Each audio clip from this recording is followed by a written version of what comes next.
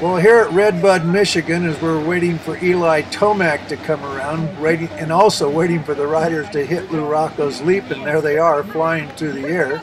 We're going to take a look at Tomac in a lap around the racetrack, at least a portion of it, and compare that to what Cooper is doing and make a few comments about the difference.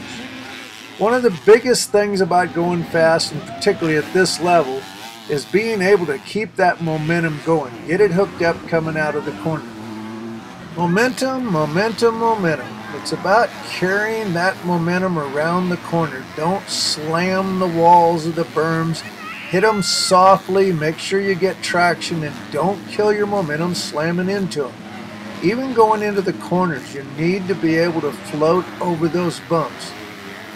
The more the bike kicks, the more it swaps, the more you're losing. Sometimes the outside is good, sometimes the inside is good. I think the hardest part is learning the racetrack, particularly as it changes. Again, you can see where Tomac doesn't go out and slam the berm. He kind of slightly uses it and comes off it. He then comes over the jump and he sets up for the next corner and tries to pick the line that carries the best momentum. If you brake too much, you'll lose. If you accelerate too hard and swap, you'll lose. It's a consistent forward momentum all the way around the racetrack. It's easy to lose an eighth and a 16th of a quarter of a second in a lot of places, and it's very costly. As we once again watch Eli Tomac leading this moto coming into the corner, we can see a great momentum in and through the turn. As you watch the guys that are running up front, you see a pretty good momentum going the entire time around. This section that we're going to be watching, by the way, from this point right here to the end of this section is 2 seconds difference from what Tomac is turning compared to what Cooper is turning.